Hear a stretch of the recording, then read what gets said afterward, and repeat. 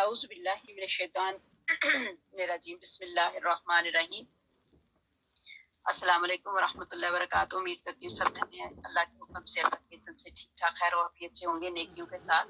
الحمدللہ اب نیا مہینہ بھی شروع ہو گیا۔ اللہ سبحانہ تعالیٰ ہمیں خوب خوب باتیں کرنے کی توفیق عطا فرمائے، آمین اللہم آمین۔ رب اشرح لی صدری ویسر لی امری واحلل عقدۃ من لسانی یفقہوا قولی۔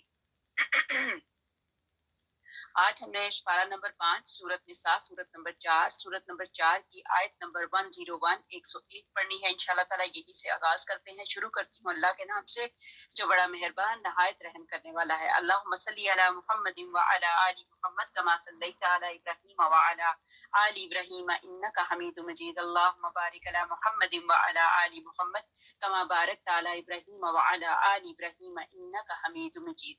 اللہم نور قلوبنا بالقرآن، اللہم نور قلوبنا بالقرآن، اللہم نور قلوبنا بالقرآن، آمین اللہم آمین۔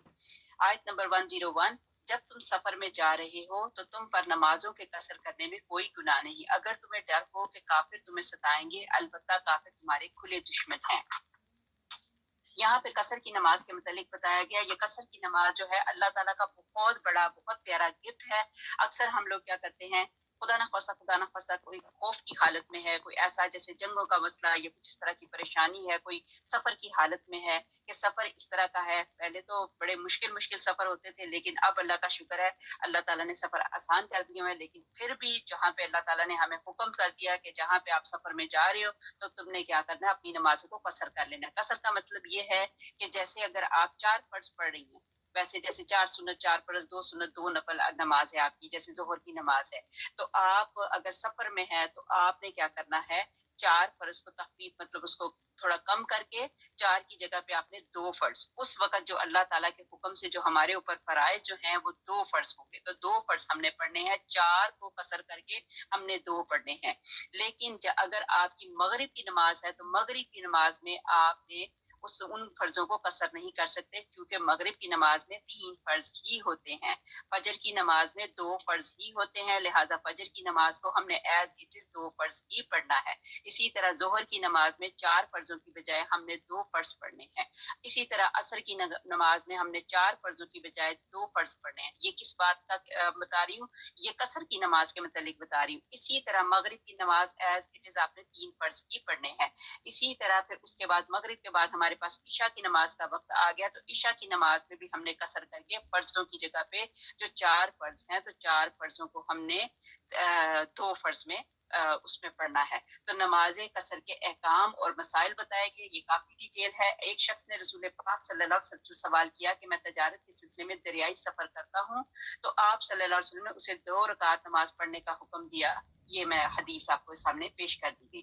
آگے بتایا مسند احمد میں کہ حضرت یعلا بن امیہ نے حضرت عمر فاروق رضی اللہ تعالیٰ عنہ سے پوچھا کہ نماز کی تحقیق کا حکم تو خوف کی حالت میں ہے، تو اب میں امن میں ہوں۔ حضرت عمر رضی اللہ تعالیٰ عنہ نے جواب دیا، یہی خیال مجھے ہوا تھا اور یہی سوال میں نے رسول پاک صلی اللہ علیہ وآلہ وسلم سے کیا تھا، تو آپ صلی اللہ علیہ وسلم نے فرمایا، یہ اللہ تعالیٰ کا صدقہ ہے جو اس نے تمہیں دیا ہے، تم اس کے صدقے کو قبول کرو۔ مطلب اللہ تعالیٰ نے ایک اتنا بڑا گفٹ ہمیں دے دیا، تو ہم کہیں گے نہیں میں تو سفر میں ہوں، میں تو پوری کی پوری ہی پڑھوں گی۔ تو جب اللہ تعالیٰ نے ایک گفٹ دے دیا تو اللہ تعالیٰ کا دیا ہوا گفٹ ہم کیسے کہہ سکتے ہیں کہ میں یہ گفٹ ایکسیپٹ نہیں کرتی، یہ اللہ تعالیٰ کا دیا ہوا صدقہ ہے، لہٰذا اس کو قبول کر لینے میں ہی بہتری ہے۔ یہ تو اللہ تعالیٰ نے اتنی پیاری ہمارے لیے آسانی والا معاملہ فرما دیا، اللہ کا شکر، اللہ کا احسان۔ حضرت خالد بن اسید رضی اللہ تعالیٰ عنہ حضرت عبداللہ بن عمر رضی اللہ تعالیٰ عنہ سے کہتے ہیں، صلاۃ خوف کے قصر کا حکم تو ہم نے کتاب اللہ میں پایا ہے، لیکن صلاۃ مسافر کے قصر کا حکم کتاب اللہ میں نہیں ملتا۔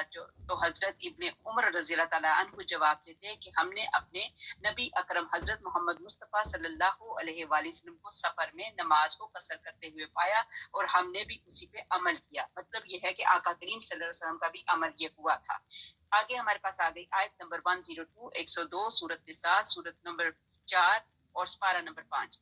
جب تو ان میں ہو اور انہیں نماز میں کھڑا کر لے تو چاہیے کہ ان کی ایک جماعت تو تیرے ساتھ اپنے ہتھیار لیے کھڑی ہو، پھر جب یہ سجدہ کر چکے تو یہ تو ہٹ کر تمہارے پیچھے آ جائیں گے۔ بڑے غور سے سنیے، یہ کس طریقے سے بتایا گیا کہ جب یہ ہمارے खुदा न खास्ता ये जहाद में लड़ाई झगड़ा इस वक्त हो रहा है, तो उस वक्त के मुतालिक भी उस वक्त भी नमाजें भी जो हैं वो माफ नहीं। कुरान पाक में उसका तरीका बता दिया कि जब ये सजदा कर चुके हैं तो ये तो हट कर तुम्हारे पीछे आ जाएं और वो दूसरी जमात जिसने नमाज नहीं पढ़ी वो आ जाए और तेरे साथ नमाज अदा करे और अपना बचाओ और अपना हथियार लिए रहे। काफिर चाहते हैं कि किसी तरह से तुम अपने हथियार और अपने सामान से बेखबर हो जाओ, तो वो तुम पर अचानक धावा बोल डालें।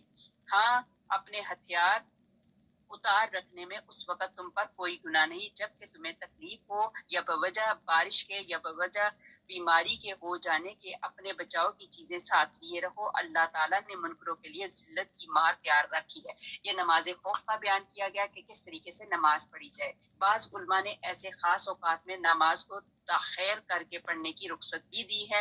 इनकी दलील ये है कि नबी अकरम हजरत मोहम्मद मुस्तफ़ा सल्लल्लाहु अलैहि वसल्लम ने जंग खंदक में सूरज डूब जाने के बाद जोहर असर की नमाज पढ़ी थी, फिर मगरिब और इशा की। ये वो तरीके हैं जो उस वक्त उन हालात में हुए थे। लेकिन अब हम सुन्नी हनफी लोग जो इमाम आजम अबू हनीफा रहमतुल्लाह अलैह को फॉलो करते हैं, तो अब हम में से कुछ ऐसे कह के कोई बात नहीं, इस वक्त हम ये इन नमाजों को इस तरह करके पढ़ ले, इस तरह करके पढ़ ले, नहीं, जिस तरीके से जो जो वक्त आता है नमाज का उसी हिसाब से हम लोगों को नमाज पढ़नी है। अल्लाह सुब्हानहू व तआला हमारी नमाजों को कबूल करे। आगे हमारे पास आ गई आयत नंबर 103 103। फिर जब तुम नमाज अदा कर चुको तो उठते बैठते और लेटते अल्लाह ताला का जिक्र करते रहो। ये देखें, जिक्र की इतनी अहमियत पीछे भी कितनी मर्तबा बता चुकी। अब फिर अल्लाह सुब्हानहू व तआला ने यही बात की कि फिर जब तुम नमाज अदा कर चुको तो उठते बैठते और लेटते अल्लाह ताला का जिक्र करते रहो और जब इत्मीनान पाओ तो नमाज कायम करो। यकीनन नमाज तो मोमिनों पर मुकर्ररा वक्तों पर फर्ज है। ये देखिए कुरान पाक में ये एग्जैक्टली वो लफ्ज आगे कि यकीनन नमाज तो मोमिनों पर मुकर्ररा, बात अपने गौर से सुनिए, मुकर्ररा वक्तों पर फर्ज है। इन लोगों को पीछा करने से हारे दिल होकर बैठना रहो। अगर तुम्हें बेआरामी होती है तो उन्हें भी तो तुम्हारी तरह बेआरामी होती है और तुम अल्लाह ताला से वो आरजुएं रखते हो जो आरजुएं इन्हें नहीं। अल्लाह ताला दाना और हकीम है। यहाँ पे यही बात बताएगी कि नमाज जिस वक्त टाइम होता है, जो वक्त मुकर्रर है, उसी वक्त पे नमाज पढ़नी चाहिए। और फिर जिक्र अज़कार के मुतालिक भी यही कहा कि अल्लाह ताला हमारी ज़ुबानों को जिक्र से हमेशा जारी और जारी रखे और अल्लाह ताला हमारी ज़ुबानों को जिक्र से तर रखे। और ये है कि जब हम उठते बैठते चलते फिरते हैं तो अल्लाह ताला का ही जिक्र करना चाहिए। अल्लाह ही रहमान है, अल्लाह ही रहीम है, अल्लाह ही हमारी मग़फ़िरत करेंगे। हालत अमन में नमाज को बर वक्त अदा करना हम लोगों पे लाजिम है। दुश्मनों की तलाश में कम हिम्मती ना करो, चुस्ती और चालाकी से घात की जगह बैठकर उनकी खबर लो। अगर कत्ल जख्म नुकसान तुम्हें पहुंचता है तो क्या उन्हें नहीं पहुंचता। इसी मजमून को इन अल्फाज में अदा किया गया जो अभी हमने पढ़ा है। फिर ये है कि नमाजें जब उठते बैठते अल्लाह का जिक्र करो। जो अल्लाह ताला का जिक्र करते हैं तो वो एक तो सबसे बड़ी बात ये कि अल्लाह ताला उस जिक्र का उस बंदे को बहुत ज्यादा अजर देते हैं। नंबर 2 बड़ी बात ये है कि उस जुबान को अल्लाह सुब्हानहू तआला बुरे कामों से, लघु बातें से अल्लाह ताला रोक लेता है। इसीलिए ये आयजा ये फकीरनी बार बार आपको कहती है कि आप अपने जिक्र अज़कार की लिमिट रख लें। एक तो चलते फिरते उठते बैठते वो भी पढ़ा करें। अगर आपके मुंह में आता है इस्तग़फ़ार कोई आती है वो पढ़ें। अगर दुरूद पाक आता है दुरूद पाक पढ़ें। पहला कलमा आता है पहला कलमा पढ़ें। तीसरा कलमा आता है तो तीसरा कलमा पढ़ें। ला हौला वला कुव्वता इल्ला बिल्लाह अगर आपके मुंह पे ज़ुबान पे चढ़ता है तो वो पढ़ें। अगर कोई दुआएं आपके ज़हन में आती हैं तो वो पढ़ें। तो ये जो है अगर इस तरह करेंगे तो अल्लाह सुब्हाना ताला हमसे राजी होंगे इंशाअल्लाह ताला। अल्लाह मुझे और आपको जिक्र करने की तौफीक अता फरमाए। और साथ ही साथ यहाँ पे ये भी बताया कि लेटते बैठते कभी कभी हम उठते हैं ना तो उठते वक्त क्या दिया करें, अल्लाह अकबर करके उठ जाया करें। सीढ़ियों पे चढ़ते वक्त आप अल्लाह अकबर अल्लाह अकबर अल्लाह अकबर, सीढ़ियों से नीचे उतरते वक्त सुभान अल्लाह सुभान अल्लाह सुभान अल्लाह। इसी तरह रात को अपने बिस्तरों पे जब आपने जाते हैं तो वहां पे आपने क्या क्या अमल करने हैं वो भी इसाइजा फकीर ने काफी मरतबा आपको कह दिए। और अगर कुछ भी नहीं आता पढ़ने के लिए तो हम अल्लाह ताला से तौबा तो कर सकते हैं। अगर वो भी नहीं आ सकता तो अल्लाह ताला का नाम तो ले सकते हैं, अल्लाह अल्लाह अल्लाह।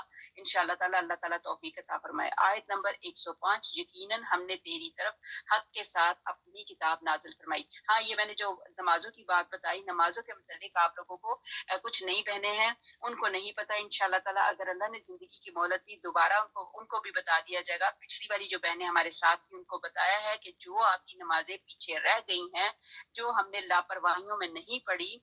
यहाँ तक हुक्म आपको बता दी गया कि जो औरत जिसका बच्चा पैदा हो रहा होता है, उस वक्त में भी उसकी बताया गया कि इतना वो मेजरमेंट करके बताया जाता है कि यहाँ तक अगर बच्चा आ गया, अगर पूरा अभी बच्चा पैदा नहीं हुआ, तो तब तक हमारे ऊपर किस किस वक्त तक की नमाजें लाजिम हैं। हम क्या करती हैं, हमारे कुछ इस तरह के दिन आते हैं, ऑफ कोर्स पीरियड्स में तो हमारी नमाजें अल्लाह ताला ने माफ कर रखी हुई हैं, लेकिन जो दूसरे दिनों की हमने नमाजों को खराब किया हुआ है वो भी गलत है। इसी तरह जब बच्चा पैदा होता है तो हमने शुरू से छोटे होते सुना हुआ है कि 40 दिन पूरे करने चाहिए, उसके बाद नमाज। ऐसा बिल्कुल भी नहीं। जो ही औरत अपने आप को देखे कि वो साफ है, क्लीन है, तो उसके बाद अपना गुस्ल करके, बाकी का गुस्ल करके अपनी नमाजें पढ़े।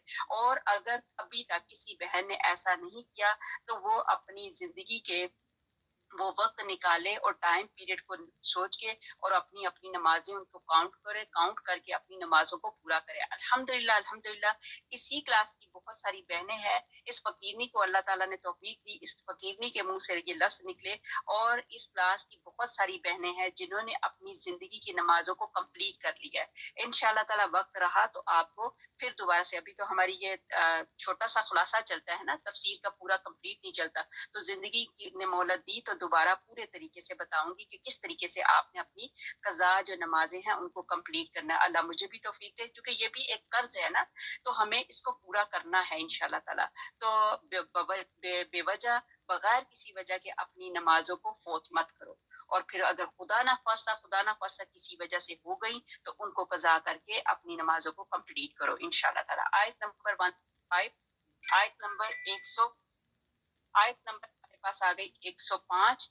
आगे इसका तर्जमा ये है, यकीनन हमने तेरी तरफ हक के साथ अपनी किताब नाजिल फरमाई ताकि तू लोगों में इस चीज के साथ इंसाफ करे जिससे अल्लाह ताला ने तुझे शनासा किया है। खयानत करने वालों का हमायती न बन, अल्लाह ताला से बख्शिश मांगता रह, बेशक अल्लाह ताला बख्शिश करने वाला, मेहरबानी करने वाला है। सुभान अल्लाह। अल्लाह ताला बार बार कह रहे हैं कि मैं बख्शिश करने वाला हूँ और मेहरबानी करने वाला, तो फिर डर किस बात का। इंशाल्लाह ताला हम अच्छे काम ही करेंगे, इंशाल्लाह ताला अल्लाह ताला बख्श देंगे। रहमान है, रहीम है। एक मर्तबा नबी पाक हज़रत मोहम्मद मुस्तफ़ा सल्लल्लाहु अलैहि वसल्लम से एक सहाबी रसूल सल्लल्लाहु अलैहि वसल्लम पूछते हैं कि मुझे ये तो बताइए कि हिसाब किसने लेना है, जब हम चले जाएंगे अल्लाह के पास तो हिसाब कौन लेगा।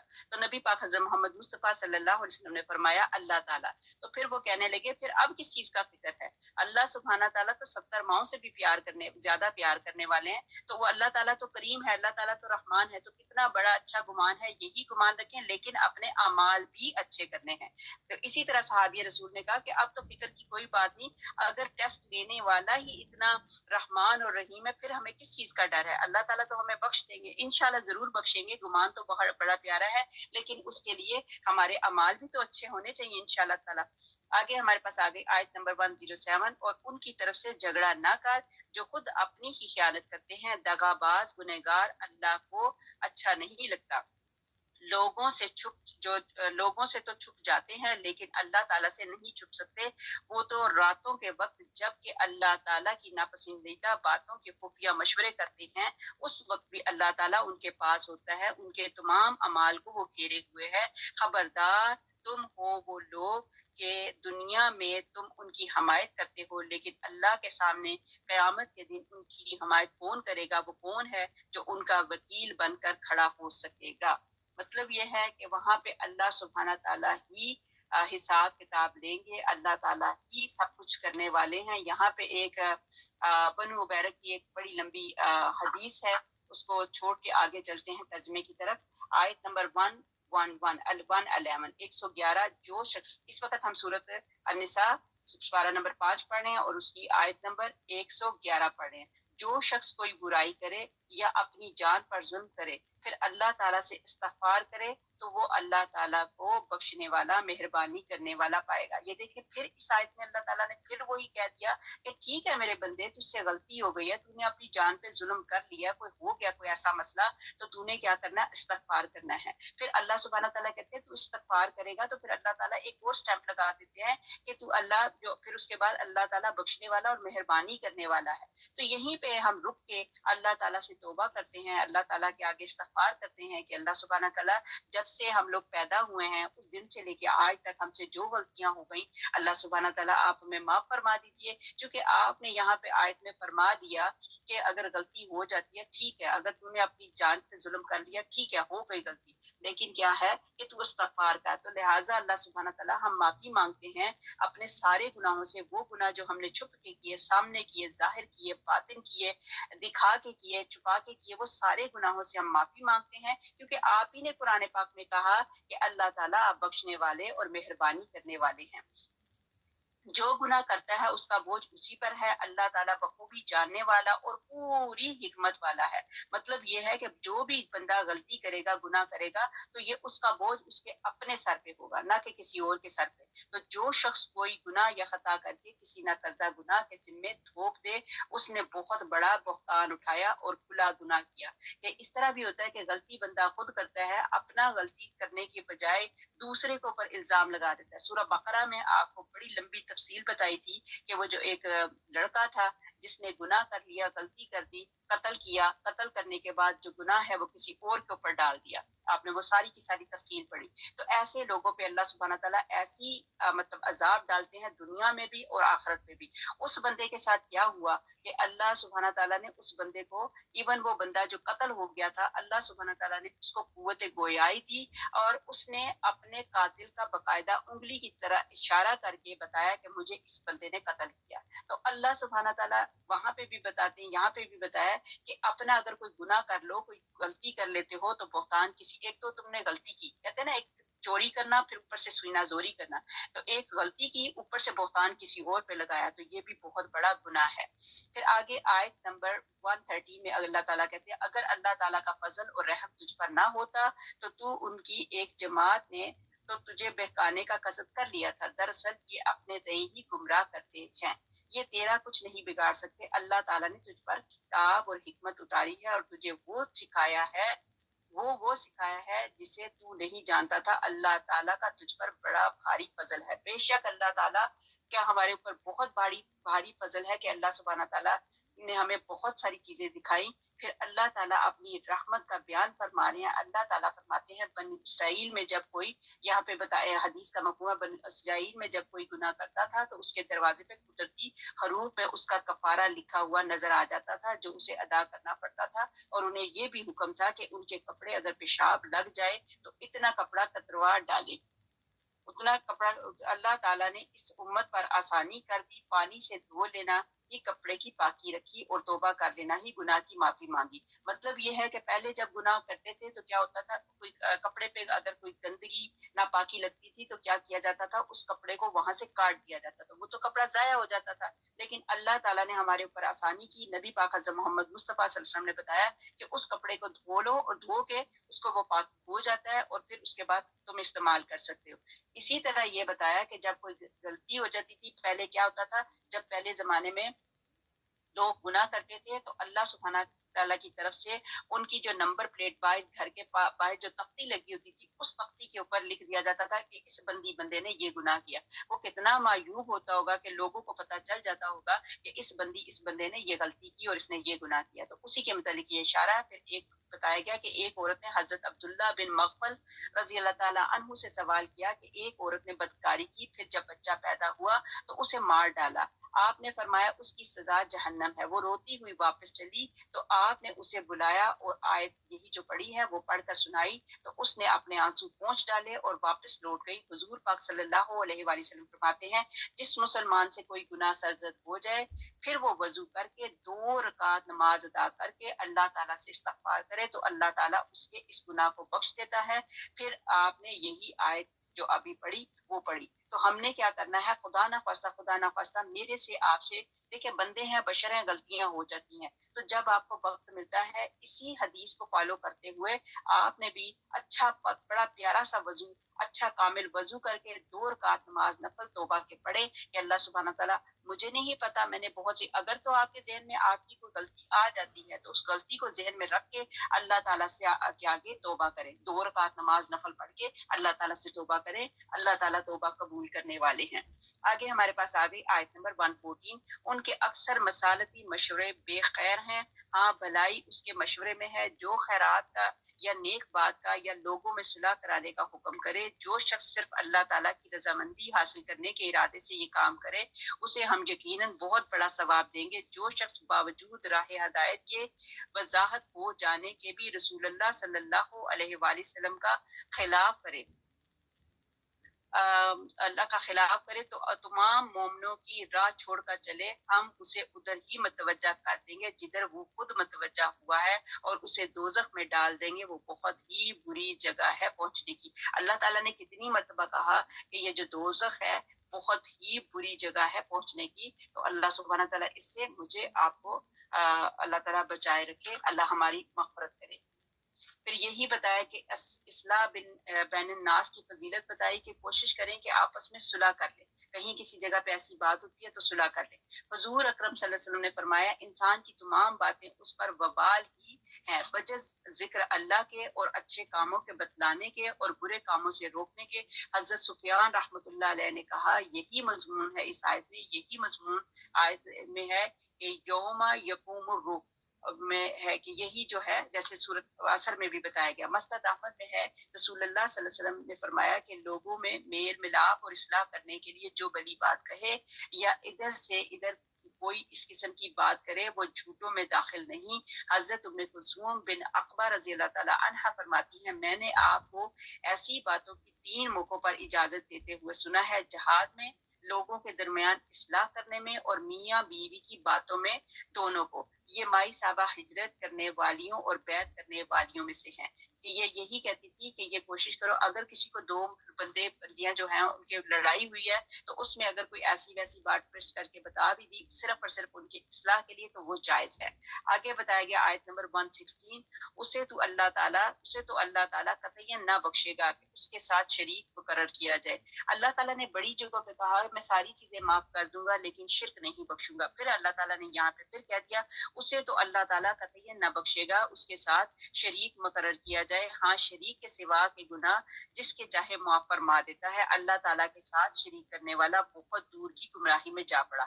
اب جیسے دیکھیں ہیں شوہر ہے بیوی ہے، شوہر بیوی آپس میں محبت کرتے ہیں تو کوئی بیوی پسند نہیں کرتی کہ وہ میرا شوہر جو ہے میری تعریف کرنے کی بجائے کسی اور کی تعریف کرے، تو اسی طرح شوہر کو بھی پسند نہیں کہ بیچ میں کوئی شرک کوئی شریک ٹھہرے۔ تو لہٰذا اللہ تعالیٰ تو یہ شوہر بیوی کی محبت سے بہت اوپر کی محبت آتی ہے، تو اللہ سبحانہ تعالیٰ کس طرح پسند کریں گے کہ ہم اللہ کی محبت میں کسی اور کو شریک ٹھہرائے؟ تو یہی ہے کہ اللہ کے ساتھ کسی اور کو شریک کرنے والا بہت دور کی گمراہی میں جا پڑا۔ یہ تو اللہ تعالیٰ کو چھوڑ کر صرف عورتوں کو پکارتے ہیں اور دراصل یہ صرف سرکش شیطان کو پوجتے ہیں جسے اللہ تعالیٰ نے لعنت کی ہے اور اس نے بیڑا اٹھایا ہے کہ تیرے بندوں میں سے ازل میں مقرر شدہ حصہ میں لے کر رہوں گا۔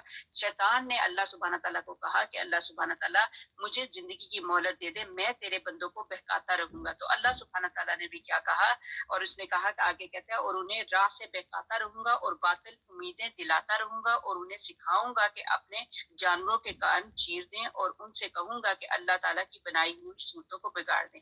دیکھا جائے تو اب اس زمانے میں یہی چیزیں چل رہی ہیں، کیا ہے جو اللہ تعالیٰ کی بنائی ہوئی صورتیں اللہ تعالیٰ نے ہمیں دی تو ان کو بھی ہم بگاڑتے رہتے ہیں، نہیں ناک ایسے ہونی چاہیے، نہیں ہونٹ ایسے ہونے چاہیے، استغفر اللہ۔ یا آپ نے دیکھا یہ کس قسم کی سرجریاں چل رہی ہیں، اللہ تعالیٰ معاف فرما دے۔ وہ اللہ تعالیٰ کی جو بنائی ہوئی صورتیں وہی ہمارے لیے ٹھیک ہے۔ اسی طرح کیا کرتے تھے پہلے زمانے میں لوگ، کیا کرتے تھے اپنے جانوروں کو، بلکہ ابھی بھی آپ نے دیکھا ہوگا پاکستان میں کوئی ایسی وہ جو ہوتی ہیں گائے بھینس وغیرہ جو ہوتی ہیں ان کے گلے کے اندر وہ لٹکا دیتی ہیں رسی باندھ کے، تو ایک ڈبہ سے لٹکایا ہوتا ہے تو لوگ آتے جاتے اس کو پیسے ڈالتے رہتے ہیں، لیکن اس جانور کو وہ اپنے کام میں نہیں لے کے آتے۔ ابھی بھی یہ چیزیں ہیں، لیکن پہلے زمانے میں کیا کیا جاتا تھا، کسی اونٹ کو کسی جانور کو کیا کرتے تھے اس کے کان کاٹ دیے جاتے تھے، اس کے اوپر نشانیاں لگا دی جاتی تھی کہ اس جانور کو ہم کام میں نہیں لے کے آئیں گے، یہ ہم نے راہ نلہ कुर्बान कर दी, हालांकि ये बात गलत थी, ये शिर्क था, ये गुनाह था, ये गुनाह के काम है।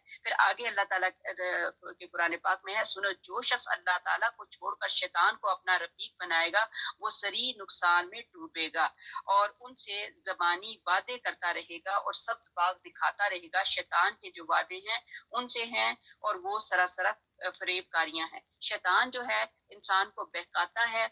बड़ी मर्तबा हमारे दिल में आता है कि अगर मैं ये काम करूँगी तो ये बड़ा अच्छा हो जाएगा, ये हो जाएगा, वो हो जाएगा। तो अल्लाह की राह को भुला के शैतान की राह पे चल के क्या होगा, दुनिया में भी नाकामी और आखिरत में भी नाकामी। शैतान वो हमें चीज़ें जो है बड़ी मज़य्यन करके दिखाएगा, जैसे इस वक़्त हम सब लोग जो सूद में डूबे हुए हैं। तो वो सामने हमें समझ आता है कि ये बहुत अच्छी चीज़ है, बड़ा फ़ायदा हो रहा है, कोई मतलब हमें तो इससे फ़ायदा मिल रहा है। देखा जाए तो वो खुला नुकसान है, अपने लिए भी, आखिरत के लिए भी और दुनिया के लिए भी। अल्लाह सुब्हानहू तआला से दुआ करते हैं कि अल्लाह सुब्हानहू तआला हमें शैतान के रास्ते पे चलने से गुरेज करवाए और हमें अल्लाह रहमान के रास्ते पे चलने की तौफीक अता फरमाए।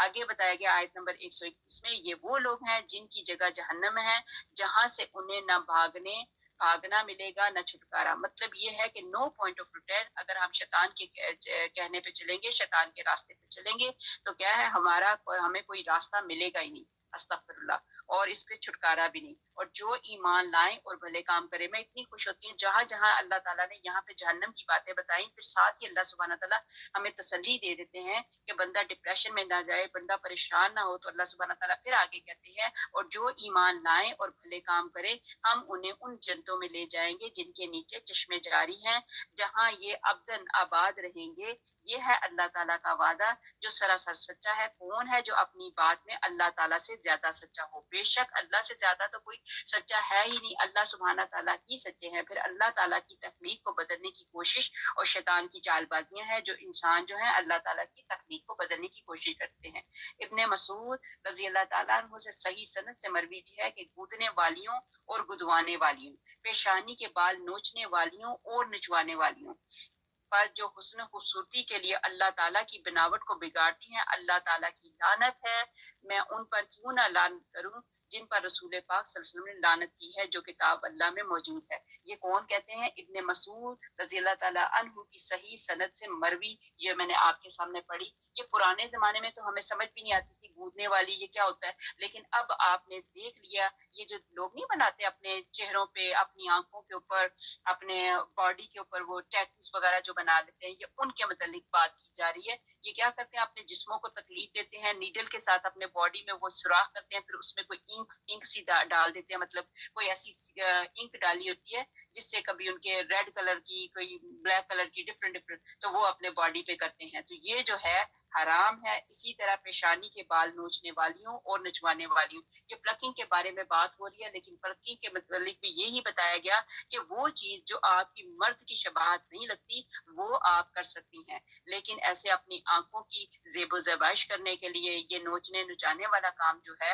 अल्लाह ताला के नबी पाक सल्लल्लाहु अलैहि वसल्लम को सख्त नापसंद है। अल्लाह सुब्हानहू तआला हमें अपनी हिफ्ज़ व अमान में रखे, आमीन। रसूल पाक सल्लल्लाहु अलैहि वसल्लम ने अपने खुतबे में फरमाया करते थे कि सबसे ज्यादा सच्ची बात कलाम अल्लाह है और सबसे बेहतर हदायत मोहम्मद सल्लल्लाहु अलैहि वसल्लम की हदायत है, और तमाम कामों में से सबसे बुरा काम दीन में नई निकली हुई बात है, और हर ऐसी नई बात का नाम बिद्दत है, और हर बिद्दत जो है गुमराही है, और हर गुमराही जहन्नम में ले जाने वाली है। ये हदीस इतनी ज्यादा इंपॉर्टेंट है कि हमारे अक्सर मामूलात में ये चीजें चलती हैं। मैं दोबारा पढ़ती हूँ, अल्लाह सुब्हाना ताला इस पे अमल करने की तौफीक अता फरमाए। बहुत सी ऐसी चीजें हैं जो हम नेकी समझ के करते हैं, हम समझते हैं हम ये नेकी का काम कर रहे हैं, जबकि उसका दीन में कहीं किसी जगह पे जिक्र होता ही नहीं। तो दोबारा सुन लीजिए, रसूल पाक सल्लल्लाहु अलैहि वसल्लम ने अपने खुतबे में रसूल पाक सल्लल्लाहु अलैहि वसल्लम अपने खुतबे में फरमाया करते थे, सबसे ज्यादा सच्ची बात कलाम अल्लाह है, और सबसे बेहतर हदायत मोहम्मद सल्लल्लाहु अलैहि वसल्लम की हदायत है, और तमाम कामों में सबसे बुरा काम दीन में नई निकली हुई बात है, और हर ऐसी नई बात का नाम बिद्दत है, और हर बिद्दत गुमराही है, और हर गुमराही जहन्नम में ले जाने वाली है। बड़ी इंपॉर्टेंट चीज है मेरी बहनों। अल्लाह सुब्हानहू तआला मुझे और आपको इन बिद्दतों से बचाए जो गलत किस्म की हैं। हाँ, अच्छी बिद्दत है जैसे तरावी, वो चीजें अलग से हैं, इंशाल्लाह ताला खुलासा यही है इसका। आयत नंबर 123, हकीकत हाल ना तो तुम्हारी आरजुओं के مطابق ہے اور نہ اہل کتاب کی امیدوں پر موقوف ہے۔ جو برا کرے گا اس کی سزا پائے گا اور کسی کو نہ پائے گا اور اس کی حمایت و مددگار اللہ تعالیٰ کے پاس کر سکے۔ جو ایماندار ہو، مرد ہو یا عورت، اور وہ نیک اعمال کرے، یقیناً ایسے لوگ جنت میں جائیں گے اور کھجور کے شگاف برابر بھی ان کا حق نہ مارا جائے گا۔ با اعتبار دین کے اس سے اچھا کون ہے جو اپنا منہ اللہ کے احکام پر دھر دے اور ہو بھی نیکوکار، ساتھ ہی یکسوئی والے حضرت ابراہیم علیہ السلام کے دین کی پیروی کر رہا ہو۔ ابراہیم علیہ السلام کو اللہ تعالیٰ نے اپنا دوست بنا لیا۔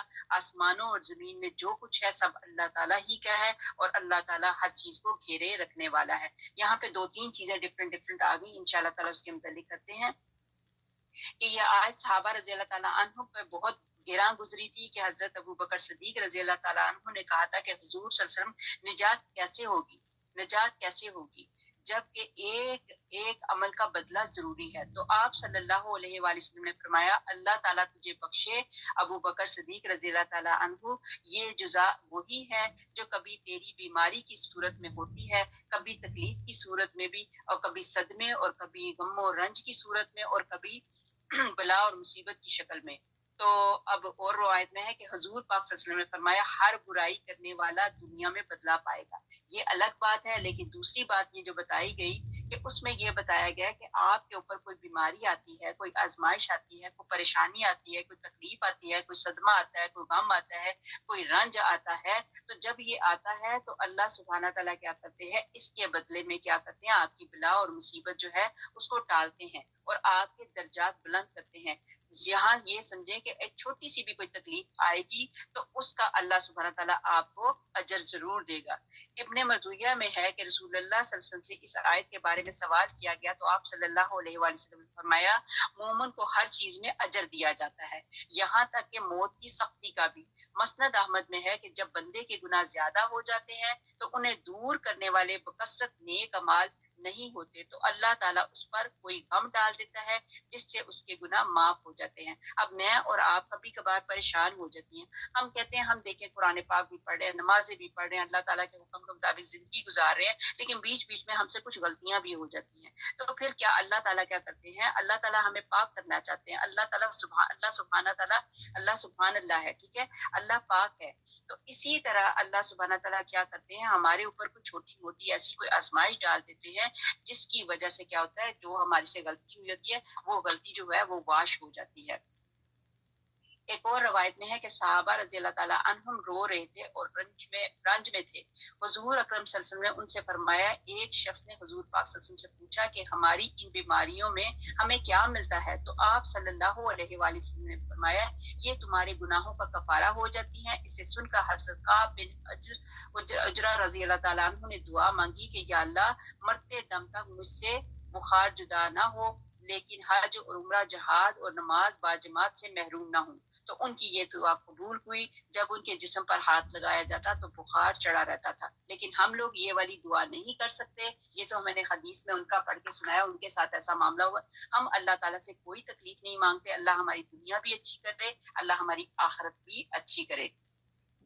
اب جو خلیل اللہ لقب کی وجہ کیا تھی، جو دوست کے متعلق لکھا گیا کہ حضرت ابراہیم علیہ السلام کو خلیل اللہ کا لقب کیوں کر حاصل ہوا، اس کے متعلق ایک روایت یہ ہے کہ بعض لوگ کہتے ہیں کہ خلیل اللہ لقب کی وجہ یہ ہوئی کہ ایک مرتبہ قحط سالی کے موقع پر آپ اپنے ایک دوست کے پاس مصر میں یا موصول میں گئے کہ وہاں سے کچھ اناج غلہ لے آئیں۔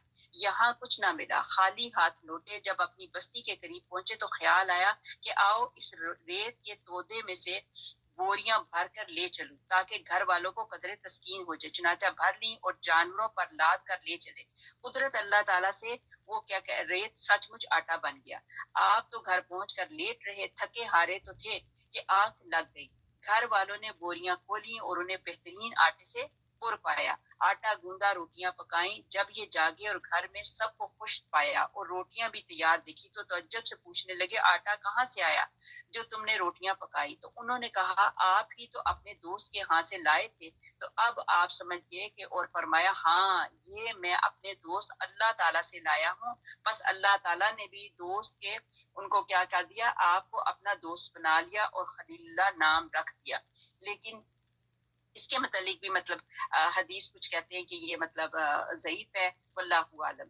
نبی اکرم صلی اللہ علیہ وسلم نے اپنے آخری خطبے میں فرمایا تھا، لوگوں اگر میں زمین والوں میں سے کسی کو خلیل اور دلی دوست بنانے والا ہوتا تو ابو بکر بن ابو قحافہ کو بناتا، بلکہ تمہارے ساتھی محمد صلی اللہ علیہ وسلم اللہ تعالیٰ کے خلیل ہی ہیں۔ بخاری اور مسلم کی حدیث آگے یہ بیان کی گئی ہے۔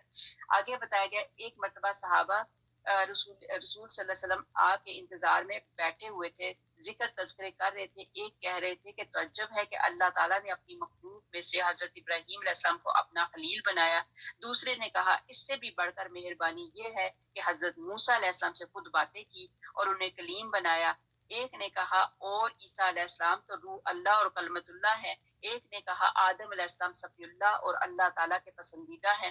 حضور پاک صلی اللہ علیہ وسلم جب باہر تشریف لائے، سلام کیا اور یہ باتیں سنی تو فرمایا بے شک تمہارا قول صحیح ہے، ابراہیم علیہ السلام خلیل اللہ ہیں اور موسیٰ علیہ السلام کلیم اللہ ہیں اور عیسیٰ علیہ السلام روح اللہ ہیں، کلمت اللہ ہیں اور آدم علیہ السلام صفی اللہ ہیں اور اسی طرح محمد مصطفیٰ صلی اللہ علیہ وآلہ وسلم ہیں۔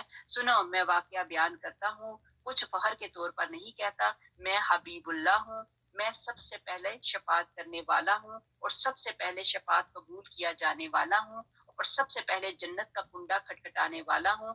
اللہ تعالیٰ میرے لیے جنت کو کھولے گا اور مجھے اس میں داخل کرے گا اور میرے ساتھ مومن فقراء ہوں گے۔ قیامت کے تمام اگلوں پچھلوں سے زیادہ اکرام اور عزت والا میں ہوں۔ یہ بطور فخر کے نہیں بلکہ بطور واقعے کے معلوم کرانے کے میں تم سے کہہ رہا ہوں۔ یہ نبی پاک حضرت محمد مصطفیٰ صلی اللہ علیہ وسلم نے ساری بات ان سے کہی۔ پھر اسی طرح اور بھی بہت ساری روایت ہیں۔ حضرت انس بن مالک رضی اللہ تعالیٰ عنہ ایک بہت سے صحابہ رضی اللہ تعالیٰ عنہ تابعین اور سلف خلف سے مروی ہے کہ ابن ابی خاتم میں ہے کہ حضرت ابراہیم علیہ السلام کی عادت تھی کہ مہمانوں کے ساتھ کھائیں۔ ایک دن آپ مہمانوں کی جستجو میں نکلے لیکن کوئی نہ ملا، واپس آئے، گھر میں داخل ہوئے تو دیکھا کہ ایک شخص کھڑا ہوا ہے۔ پوچھا اے اللہ تعالیٰ کے بندے تجھے میرے گھر میں آنے کی اجازت کس نے دی؟ اس نے کہا اس مکان کے حقیقی مالک نے۔ پوچھا تم کون ہو؟ کہا میں ملک الموت ہوں، مجھے اللہ تعالیٰ نے اپنے ایک بندے کے پاس اس لیے بھیجا ہے کہ میں اسے یہ بشارت سنا دوں کہ اللہ تعالیٰ نے اسے اپنا خلیل کر لیا ہے۔ یہ سن کر حضرت ابراہیم علیہ السلام نے کہا پھر تو مجھے ضرور بتائیے کہ وہ بزرگ کون ہے۔ اللہ تعالیٰ کی قسم وہ زمین کے کسی دور کے گوشے میں ہوں، میں ضرور جا کر ان سے ملاقات کروں گا، پھر اپنی باقی زندگی ان کے قدموں میں ہی گزار دوں گا۔ یہ سن کر حضرت ملک الموت نے کہا وہ شخص خود آپ ہیں۔ آپ نے پھر دریافت فرمایا کیا سچ مچ میں ہی ہوں؟ فرشتے نے کہا ہاں آپ ہی ہیں۔ آپ نے پھر دریافت فرمایا کہ کیا آپ مجھے یہ بھی بتائیں گے کہ یہ کس بنا پر، کن امور پر اللہ تعالیٰ نے مجھے اپنا خلیل بنایا ہے؟ فرشتے نے فرمایا اس لیے کہ تم ہر ایک کو دیتے رہتے ہو اور کسی سے خود کچھ طلب نہیں کرتے۔ اور ایک اور روایت میں ہے کہ جب سے حضرت ابراہیم علیہ السلام کو خلیل اللہ کا ممتاز اور مبارک لقب ملا، اللہ تعالیٰ نے ملتب کیا، تب سے ان کے دل میں اس قدر خوف خدا اور ہیبت رب سما گئی کہ ان کے دل کا اچھلنا دور سے اس طرح سنا جاتا تھا جس طرح فضا میں پرند کی برآواز بلند، مطلب ان کی ایسے ان کا دل اچھلتا تھا کہ جیسے پرندوں کی آواز آتی تھی۔ صحیح حدیث میں ہے کہ جناب نبی پاک حضرت محمد مصطفیٰ صلی اللہ علیہ وسلم کی نسبت بھی وارد ہے کہ جس وقت اللہ تعالیٰ کا خوف آپ صلی اللہ علیہ وآلہ وسلم پر غالب آ جاتا تو آپ کے رونے کی آواز جسے آپ ضبط کرتے جاتے تھے اس طرح دور و نزدیک والوں کو سنائی دیتی تھی کہ جیسے کسی ہنڈیا کی خود بدی کی آواز ہو۔ اللہ اکبر! میرے نبی پاک حضرت محمد مصطفیٰ صلی اللہ علیہ وآلہ وسلم کے دل میں بھی اللہ کا خوف ہوتا تھا اور وہ اس طرح اللہ تعالیٰ کے خوف سے روتے تھے، اونچی آواز سے آہوزاری نہیں کرتے تھے بلکہ اپنے رونے پہ جب کنٹرول کرتے تھے تو کنٹرول کرتے ہوئے ان کے اندر سے یہ ایسی آواز آتی تھی جیسے ہڈیاں جب ابل رہی ہے تو اس کی اندر سے خودبدی کی آواز آتی ہے، ویسے آواز آتی تھی۔ آگے ہمارے پاس آ گئی آیت نمبر 127، تجھ سے عورتوں کے بارے میں حکم دریافت کرتے ہیں تو کہہ دے کہ خود اللہ تعالیٰ ان کے بارے میں حکم دے رہا ہے، اور قرآن کی وہ آیتیں جو تم پر ان یتیم لڑکیوں کے بارے میں پڑھی جاتی ہیں جنہیں ان کے مقرر حق تم نہیں دیتے اور انہیں اپنے نکاح میں لانے کی رغبت رکھتے ہو، اور کمزور بچوں کے بارے میں اور اس بارے میں کہ جو یتیموں کی کارگزاری انصاف کے ساتھ کرو، تم جو نیک کام کرو बेशुबा अल्लाह ताला उसे पूरी तरह जानने वाला है। ये यतीम लड़कियों के बारे में चंद हदायत बताई गई जो पहले भी बताया गया। सही बुखारी शरीफ में है कि हज़रत आयशा रज़ी अल्लाह ताला अन्हा फरमाती हैं कि इससे मुराद वो शख्स है जिसकी परवरिश में कोई यतीम बच्ची हो, जिसका वली वारिस भी वही हो, माल में शरीक हो गया हो, अब चाहता ये हो कि इस यतीमा से मैं निकाह कर लूं इस बिना पर और जगह शादी से रोकता हुआ, तो ऐसे शख्स के बारे में ये आयत उतरी जो अभी हमने पढ़ी है। आगे हमारे पास आ गई आयत नंबर 128।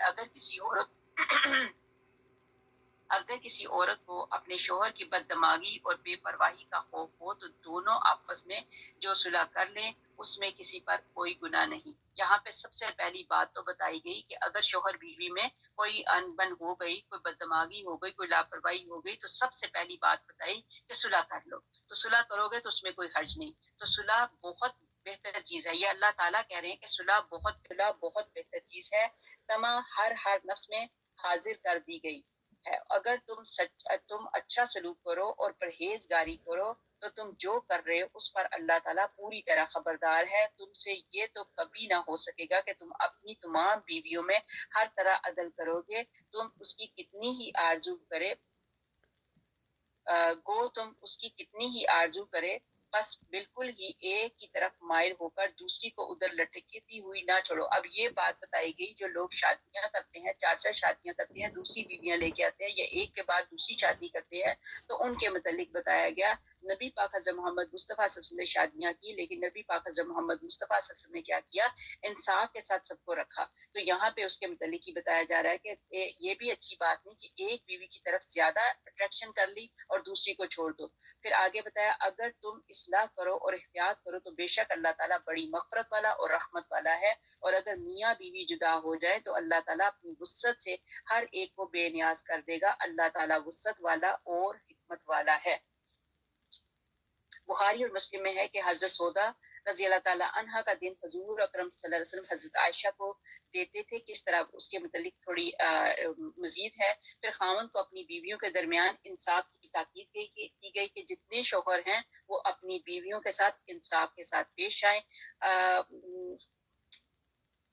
इसमें काफी ज्यादा मिसालें हैं। इंशाल्लाह ताला एक दो को लेके चलती हूँ। इब्ने माजा वगैरह की हदीस में है कि तमाम हलाल चीजों में सबसे ज्यादा नापसंद चीज अल्लाह ताला के नजदीक तलाक है। तलाक बेशक हलाल बता दी गई लेकिन इसको अल्लाह ताला ने पसंद नहीं किया। फिर आगे है कि हुजूर ये आयत जो है हज़रत आयशा रज़ी अल्लाह ताला अन्हा के बारे में नाज़िल हुई। हुजूर अकरम सल्लल्लाहु अलैहि वसल्लम उन्हें बहुत चाहते थे। इसीलिए एक हदीस में है कि हुजूर अकरम सल्लल्लाहु अलैहि वसल्लम औरतों के दरमियान सही तौर पर मसावात रखते थे, लेकिन फिर भी अल्लाह ताला से दुआ करते हुए फरमाते थे कि इलाही ये वो तकसीम है जो मेरे बस में थी। अब जो चीज मेरे कब्जे से बाहर है यानी दिली तलक, उससे तू मुझे मुलामत ना करना।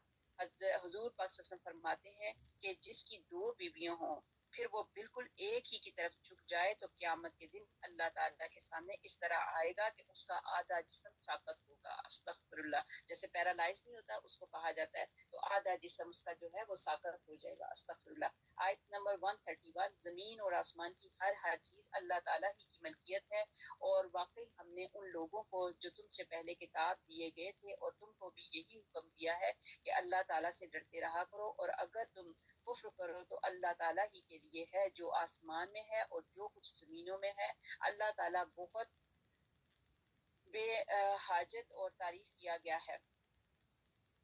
अल्लाह ताला के इख्तियार में है आसमानों के जमीन सब चीजें, अल्लाह ताला के इख्तियार में है आसमानों की सब चीजें और जमीन की भी। और अल्लाह ताला काफी कारसाज है। अगर उसे मंजूर हो तो ए लोगो वो तुम सबको फना कर दे और दूसरों को ले आए। अल्लाह ताला इस पर पूरी कुदरत रखने वाला है। जो शख्स दुनिया का सवाब चाहता हो तो अल्लाह ताला के पास तो दुनिया और आखिरत का सवाब मौजूद है। अल्लाह ताला बहुत सुनने वाला और खूब जानने वाला है। यहाँ पे अल्लाह ताला के मुतालिक बताया जाता है कि अल्लाह ताला की कुदरत कामला का बयान हो रहा है कि अल्लाह सुब्हाना ताला का कोई कुछ नहीं बिगाड़ सकता। वो तो जमीन और आसमान का तन्हा मालिक है। जैसे कि हजरत मूसा अलैहिस्सलाम ने अपनी कौम से फरमाया अगर तुम और तमाम रुए जमीन के इंसान कुफर करने लगो तो भी अल्लाह ताला बेपरवाह और लायक सताइश है। और फिर आसमान और जमीन का हर चीज का वो मालिक है और वो हर शख्स के तमाम अफाल पर خود گواہ ہے اور وہ ہر چیز کا وہ عالم اور شاہد ہے، وہ قادر ہے، اور اگر تم اس کی نافرمانیاں کرو تو وہ تمہیں برباد کر دے اور غیروں کو آباد کر دے، جیسے کہ اس آیت میں ابھی بتایا گیا۔ آیت نمبر ہمارے پاس آ گئی 135۔ اے ایمان والو، عدل اور انصاف پر مضبوطی سے جم جانے والے اور خوشنودی اللہ تعالیٰ کے لیے سچی گواہی دینے والے بن جاؤ، گو وہ خود تمہارے اپنے خلاف ہو یا اپنے ماں باپ کے یا رشتے دار یا عزیزوں کے۔ یہاں پہ اللہ تعالیٰ نے بہت بڑی بات بتا دی کہ اکثر ایسا ہوتا ہے کہ ہم کیا کرتے ہیں، اپنے عزیزوں کو، اپنے رشتے داروں کو، اپنی بیٹیوں کو، اپنے بیٹوں کو آگے کر لیتے ہیں اور گواہیاں جو ہیں وہ غلط کر دیتے ہیں۔ تو سچی گواہی دینے والے اللہ تعالیٰ نے کہا یہاں پہ بن جاؤ، وہ خود تمہارے اپنے خلاف ہو، یہاں تک کہ یہ تو اپنے رشتے داروں کے، اگر آپ کے اپنے خلاف بھی کوئی گواہی بنتی ہے تو سچ بولو، اپنے خلاف کوئی غلط گواہی نہ دو۔ خدا تمہارے اپنے، بے شک وہ خود تمہارے اپنے خلاف ہی ہو یا اپنے ماں باپ کے یا رشتے دار یا عزیزوں کے، وہ شخص اگر امیر ہو تو اور فقیر ہو تو دونوں کے ساتھ اللہ تعالیٰ کو زیادہ تعلق ہے، سو تم خواہش نفس کے پیچھے پڑ کر انصاف نہ چھوڑ دینا، اور اگر تم نے کج بیانی یا پہلو تہی کی تو جان لو کہ جو کچھ تم کرو گے اللہ تعالیٰ اس سے پوری طرح باخبر ہے۔ کیا ہو جائے گا دنیا میں تھوڑی سی عزت کے لیے لوگوں کے سامنے، تو یہ اس چیز کا ہم نے خیال کرنا ہے۔ یہاں پہ یہ بتایا بھلا تم غور تو کرو کہ تمہیں دیکھنے سننے کی طاقت دینے والا کون ہے، دیکھنا سننا کیسا کچھ ہوگا، یہ سب اللہ تعالیٰ ہی دینے والا ہے۔ آگے ہمارے پاس آیت نمبر 36 آ گئی، سپارہ نمبر 5، سورت نمبر 4، سورت النساء، اور آیت نمبر 136۔ اے ایمان والو، اللہ تعالیٰ پر اور اس کے رسول پر اور اس کی کتاب پر جو اس نے اپنے رسول پر اتاری ہے اور ان کتابوں پر جو اس سے پہلے اس نے نازل فرمائی ہیں ایمان لاؤ۔ جو شخص اللہ تعالیٰ سے اور اس کے فرشتوں سے اور اس کی کتابوں سے اور اس کے رسولوں سے اور قیامت کے دن سے کفر کرے، وہ تو بڑی دور کی گمراہی میں جا پڑا۔ یہاں پہ یہ ایک حدیث ہے، اس کا مفہوم ہے حضرت عبداللہ بن رواحہ کو جب رسول کریم صلی اللہ علیہ وسلم نے خیبر والوں کے کھیتوں اور باغوں کا اندازہ کرنے کو بھیجا تو انہوں نے آپ کو رشوت دینی چاہیے۔ یہ جب نبی پاک حضرت محمد مصطفیٰ صلی اللہ علیہ وسلم نے خیبر والوں کی طرف بھیجا نا ان کو، تو انہوں نے، جو وہ لوگ تھے، تو انہوں نے ان کو رشوت دینی چاہیے کہ آپ مقدار کم بتائیں، تو آپ نے فرمایا سنو، اللہ تعالیٰ کی قسم، نبی اکرم صلی اللہ علیہ وسلم مجھے تمام مخلوق سے زیادہ عزیز ہیں اور تم میرے نزدیک کتوں اور خنزیروں سے بدتر ہو، لیکن باوجود اس کے حضور اکرم صلی اللہ علیہ وسلم کی محبت میں آ کر تمہاری عداوت کو سامنے رکھ کر ناممکن ہے کہ میں انصاف سے ہٹ جاؤں اور تم میں عدل نہ کروں۔ یہ سن کر وہ کہنے لگے بس اسی سے تو زمین اور آسمان قائم ہے۔ مطلب یہ ہے کہ حضرت عبداللہ بن رواحہ نے ان کی لالچ میں نہ آئے اور ان کو باقاعدہ بتا دیا کہ تم جتنی مرضی مجھے لالچیں دے دو، مجھے نبی پاک حضرت محمد مصطفیٰ صلی اللہ علیہ وسلم کی بات سے آگے کوئی بات نہیں۔ آیت نمبر 138۔ جن لوگوں نے ایمان قبول کر کے پھر کفر کیا، پھر ایمان لا کر پھر کفر کیا، پھر اپنے کفر میں بڑھ گئے تو اللہ تعالیٰ یقیناً انہیں نہ بخشے گا اور نہ انہیں راہ ہدایت سمجھائے گا۔ منافقوں کو اس امر کی خبر پہنچا دو کہ ان کے لیے دردناک عذاب یقینی ہے، جن کی یہ حالت ہے کہ مسلمانوں کو چھوڑ کر کافروں کو دوست بناتے پھرتے ہیں، کیا ان کے پاس عزت کی تلاش میں جاتے ہیں؟ بس عزت تو ساری کی ساری اللہ تعالیٰ کے قبضے میں ہے۔ اللہ تعالیٰ تمہارے پاس اپنی کتاب میں یہ حکم اتار چکا ہے کہ تم جب کسی مجلس والوں کو اللہ تعالیٰ کی آیتوں کے ساتھ کفر کرتے، مذاق کرتے اور ہوئے دیکھو یا سنو تو اس مجمع میں ان کے ساتھ نہ بیٹھو جب تک کہ وہ اس کے علاوہ اور باتیں نہ کرنے لگے، ورنہ تم بھی اس وقت انہی جیسے ہو، یقیناً اللہ تعالیٰ تمہیں کافروں اور سب منافقوں کو جہنم میں جمع کرنے والا ہے۔ یہی پھر وہی بات بتائی گئی کہ حضور پاک صلی اللہ علیہ وسلم کا ارشاد ہے بہترین گواہ وہ ہے جو دریافت کرنے سے پہلے ہی سچی گواہی دے دے۔ اللہ تعالیٰ کی نازل کردہ تمام کتابوں اور نبیوں پر ایمان لانا ضروری ہے۔ کہ کافروں سے یہ موالات اور بری مجلسوں سے بچنے کا حکم ہے کہ ایسی جہاں جہاں بری مجلسیں ہیں وہاں سے اٹھ کھڑے ہو جاؤ، وہاں پہ نہ بیٹھو، ان مجلسوں کا حصہ اگر بن گئے تو تم بھی انہی میں سے ہوں گے۔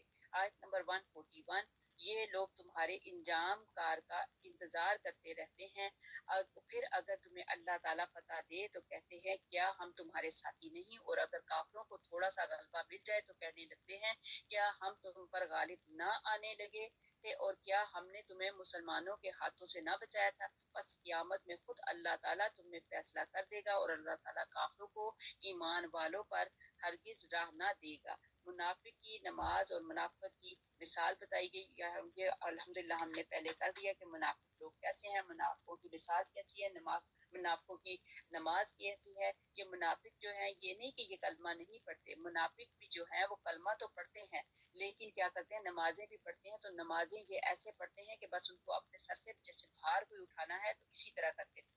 پھر آگے پھر منافقوں کی بات بتائی. بے شک منافق اللہ تعالیٰ سے چال بازیاں کر رہے ہیں اور وہ انہیں اس چال بازی کا بدلہ دینے والا ہے. اور جب نماز کو کھڑے ہوتے ہیں تو بڑی کاہلی کی حالت میں کھڑے ہوتے ہیں، صرف لوگوں کو دکھاتے ہیں اور یاد ربانی تو یوں ہی سی برائے نام کرتے ہیں، بیچ میں ہی معلق ڈگمگا رہے ہیں، نہ پورے ان کی طرف اور نہ صحیح طور پر ان کی طرف.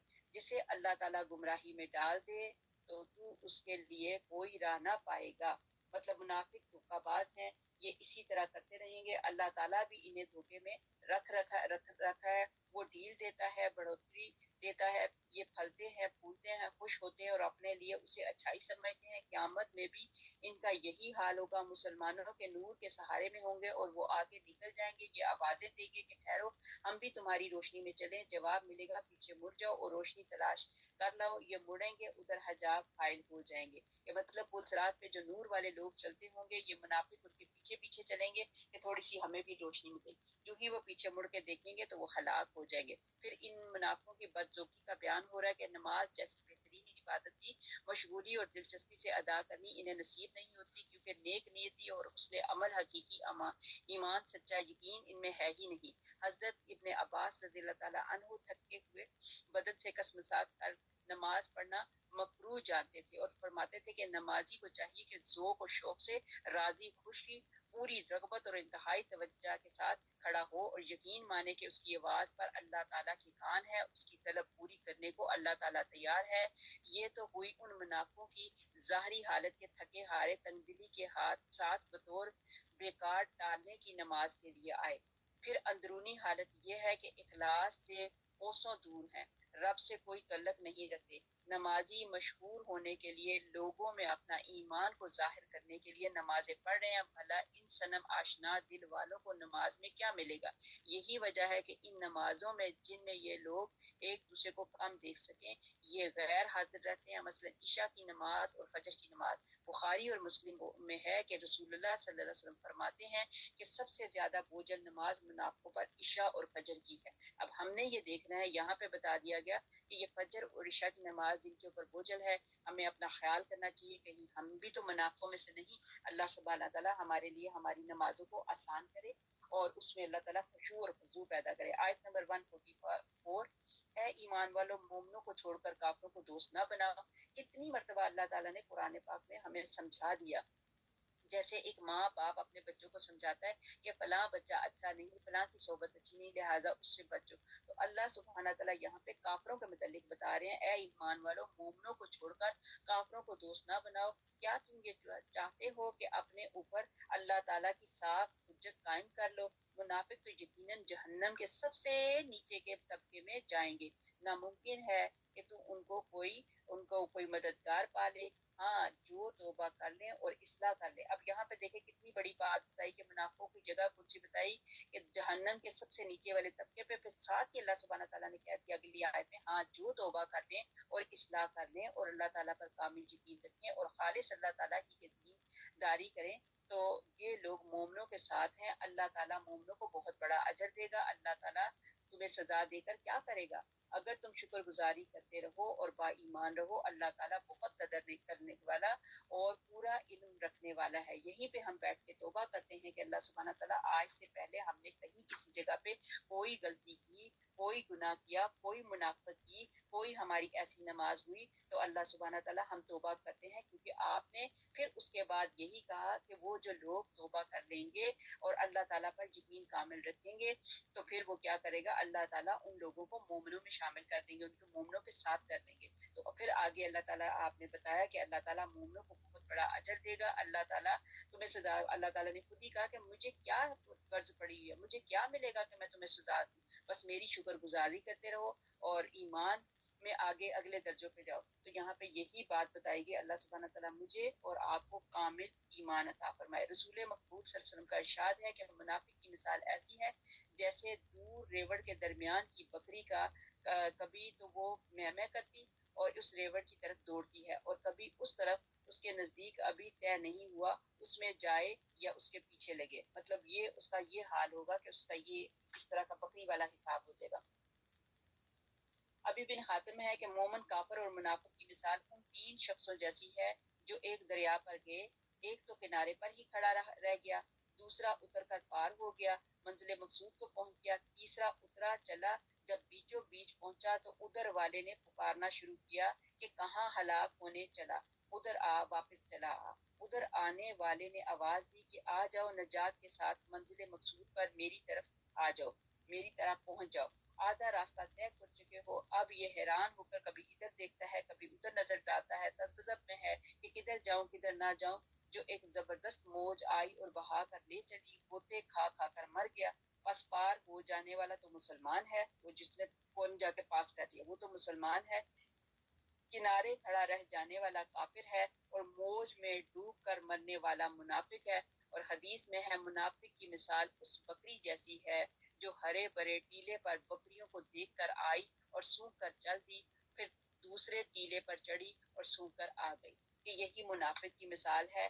وہ کہتے ہیں تھالی کا بینگن نہ ادھر نہ ادھر، کبھی ادھر لڑکا کبھی ادھر لڑکا. تو اللہ سبحانہ تعالیٰ ہمیں ہماری نسلوں کو منافق ہونے سے بچائے، منافقت سے بچائے. آمین اللہم آمین. الحمدللہ آج ہمارا پارہ نمبر 5واں پارہ ختم ہوا. تو انشاءاللہ تعالیٰ رہی زندگی تو کل انشاءاللہ اللہ کے حکم سے پارہ نمبر 6 شروع کریں گے. دعا کی طرف چلتے ہیں. اللہ سبحانہ تعالیٰ یہاں پہ ہمارا ہو گیا پارہ نمبر 5. اللہ سبحانہ تعالیٰ ثانی والا معاملہ فرمائے. نبی پاک حضرت محمد مصطفیٰ صلی اللہ علیہ وسلم کی محبت کے سلسلے میں بھی یہاں پہ بتایا گیا کہ حضرت سبحان رضی اللہ تعالیٰ عنہ آقا کریم صلی اللہ علیہ وآلہ وسلم سے بڑی محبت کرتے تھے، بہت پیار کرتے تھے، ہر وقت ان کی مطلب کمپنی میں بیٹھنا چاہتے تھے. تو ایک مرتبہ ان کے دل میں ایک وحشت سی آئی کہ یہ کیا اگر نبی پاک حضرت محمد مصطفیٰ صلی اللہ علیہ وسلم تو پیغمبروں کے ساتھ انبیاء والی صفوں میں ہوں گے، ان کا درجہ تو بہت بلند ہے، تو میں تو غلام ہوں، میں تو غلاموں کے ساتھ ہوں گا، تو میں کس طرح نبی پاک حضرت محمد مصطفیٰ صلی اللہ علیہ وسلم کو دیکھوں گا. دیکھیں ان صحابہ کی محبت کیسی تھی. اگر وہ جنت میں جانے کی بھی بات کرتے ہیں تو کہتے ہیں اگر میں جنت میں پہنچ بھی گیا تو میں تو غلاموں کی جگہ پہ ہوں گا. اگر میں اور آپ ہوں گے تو ہم نے یہی سوچنا ہے اچھا اگر ہم جنت میں جائیں گے تو جنت میں ہمیں محل ملیں گے، یاقوت ملے گا، ہمیں یہ ملے گا، ہمیں وہ ملے گا. لیکن دیکھیں صحابہ ان کے لیول نبی پاک صلی اللہ علیہ وسلم کی محبت کے کیا تھے کہ یہ نبی پاک حضرت محمد مصطفیٰ صلی اللہ علیہ وسلم کے پاس گئے اور کہنے لگے میرے دل میں وحشت آ رہی ہے، مجھے ڈر لگ رہا ہے، مجھے پریشانی آ رہی ہے کہ جب ہم جنت میں چلے گئے اگر اللہ کا حکم ہوا تو میں تو غلاموں کی جگہ پہ ہوں گا، لیکن آپ تو بہت اوپر والے مقام پہ ہوں گے تو میں آپ کو کیسے دیکھوں گا. میرے تو دل کو ایسے تڑپ لگ گئی ابھی کہ میں کیسے آپ کو دیکھوں گا. تو نبی پاک حضرت محمد مصطفیٰ صلی اللہ علیہ وسلم نے بات کی جس کا مفہوم یہ ہے کہ جو دنیا میں اللہ کو اور اللہ کی ماننے والا اور اسی طرح نبی پاک صلی اللہ علیہ وسلم کی سنتوں پہ چلنے والا ہوگا تو وہ وہاں پہ بھی صدیق، شہید اور وہ کیا کہتے ہیں اعلیٰ انبیاء کے پاس ہی ہوں گے. تو وہ اتنی بات سن کے خوش ہو گئے. یہ محبت کے لیول ہوتے ہیں. اللہ سبحانہ وتعالی ہمیں بھی وہ محبتیں عطا فرمائے جو صحابہ رضی اللہ تعالیٰ عنہم کی دل میں نبی پاک صلی اللہ علیہ وسلم کی محبتیں تھیں. انشاءاللہ تعالیٰ یہیں پہ رکھتے ہیں.